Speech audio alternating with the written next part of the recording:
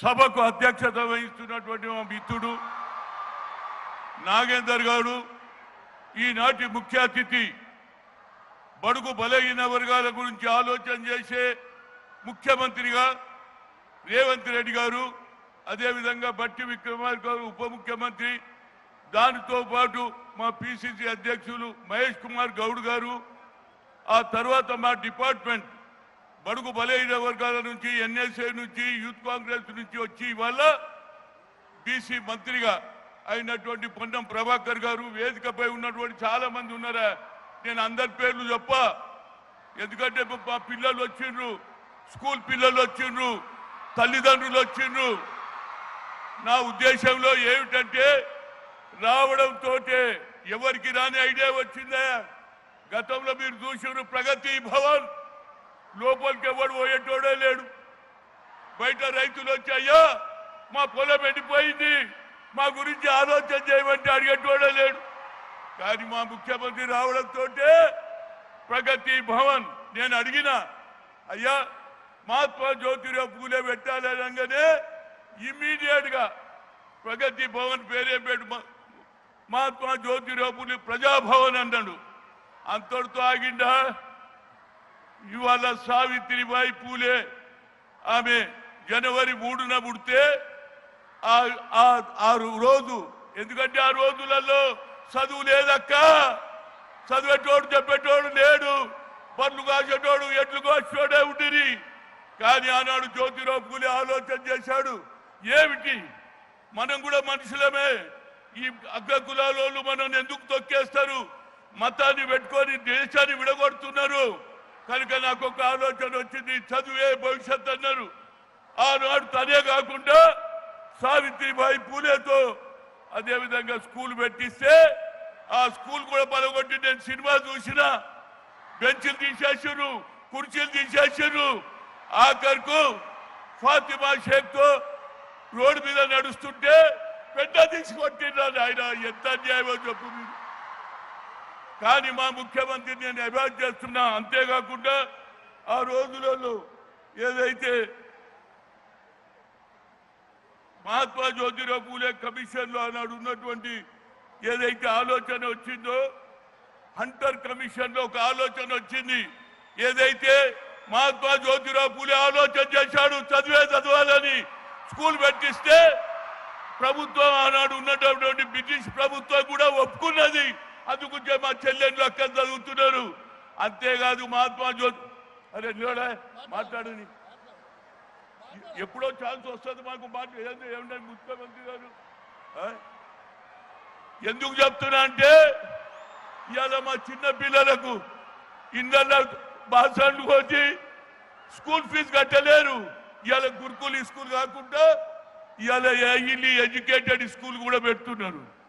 దాంతో పాటు నాది ఒకటే కోరిక, ముఖ్యమంత్రి గారు ఈ ప్రైవేట్ స్కూల్ తీసేయండి. ప్రైవేట్ అంటే ప్రైవేట్ స్కూల్ అనలేరా భయ్, ఏది గురుకుల స్కూల్ ప్రైవేట్ స్కూల్ ఉంటే మా ముఖ్యమంత్రి గారు స్పోర్ట్స్ సిటీ అంటున్నాడు. స్పోర్ట్స్ సిటీకి వెళ్ళి ఆడతారా? ఒకే రూమ్ లో 10 మంది ఉంటే ఎట్లా ఆడతారు చెప్పు?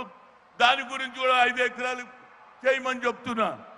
ముఖ్యమంత్రి గారు ఈ కార్యక్రమం నేను అంటాను, యావత్ భారతదేశంలో ఏ రాహుల్ గాంధీ అయితే కన్యాకుమారి నుంచి కశ్మీర్ వరకు నడిచిన తర్వాత కేవలం ఎస్సీ ఎస్టీలకే అన్యాయం కాదు, బీసీలకు కూడా అన్యాయం జరుగుతుందని we come to the power, will conduct caste wise census, జిత్తినా హిస్సేదారి ఉత్తి భాగీదారి అన్నటువంటి ఇంతవరకు నేను వినలే, నేను చూడలే.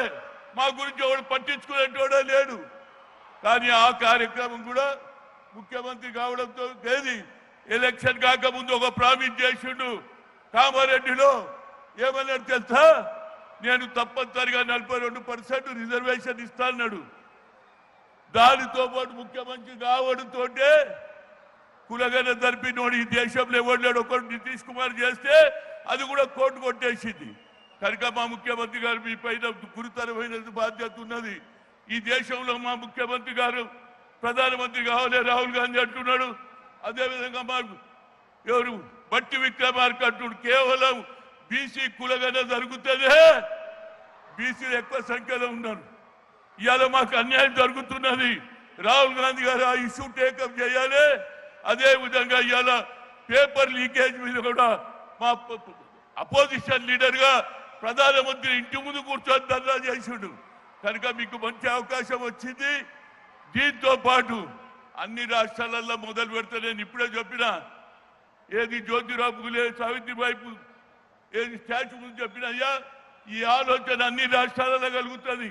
అది కర్ణాటక కావచ్చు, అది కాదు తమిళనాడులో కావచ్చు, అది కేరళలో కావచ్చు. తప్పనిసరిగా అన్ని రాష్ట్రాలలో మహాత్మా జ్యోతిరావు పూలే సావిత్రిబాయి పూలే పెడతారు.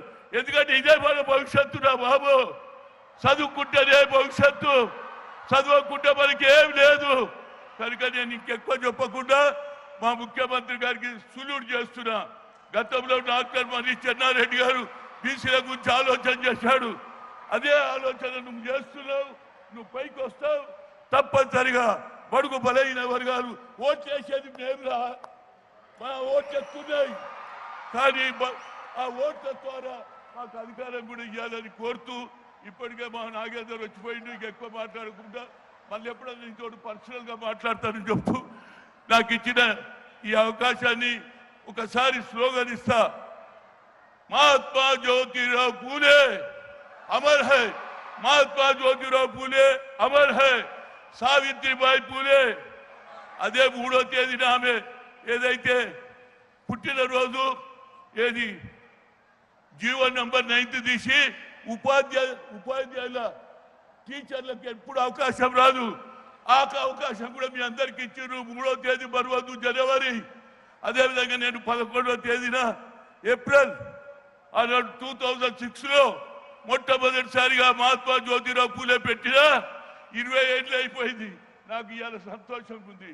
ఎందుకంటే రేవంత్ రెడ్డి గారు దాన్ని కొనసాగిస్తున్నాడు. ఇదే కొనసాగించండి. తప్పనిసరిగా ఫ్యూచర్లో నీకు మంచి అవకాశం ఉంటుంది. కాంగ్రెస్కి ఉంటుంది. రాహుల్ గాంధీ దేశానికి ప్రధానమవుతాడు. అవుతాడు. జై హింద్. థ్యాంక్ యూ అన్న. ఇప్పుడు ఆర్ కృష్ణయ్య గారు రాజ్యసభ సభ్యులు 2 నిమిషాలు. దయచేసి సమయాన్ని దృష్టిలో ఉంచుకొని ఏమనుకోదు అన్నగా భావించారు. గౌరవనీయులు ముఖ్యమంత్రి వర్యులు రేవంత్ రెడ్డి గారికి, అదేవిధంగా ఉప ముఖ్యమంత్రి బట్టి విక్రమార్క గారికి, ప్రభుత్వ సలహాదారు కేశవరావు గారికి, హనుమంతరావు గారికి, మంత్రివర్యులందరికీ పేరు పేరున ఈ కార్యక్రమానికి వచ్చిన ఎమ్మెల్యేలు, ఎంపీలు ప్రతి ఒక్కరికి పేరు పేరున హృదయపూర్వక అభినందనలు. ప్రత్యేకంగా ముఖ్యమంత్రి గారిని నేను అభినందిస్తున్నా. ఎందుకంటే పూలే ఓ గొప్ప సంఘ సంస్కర్త.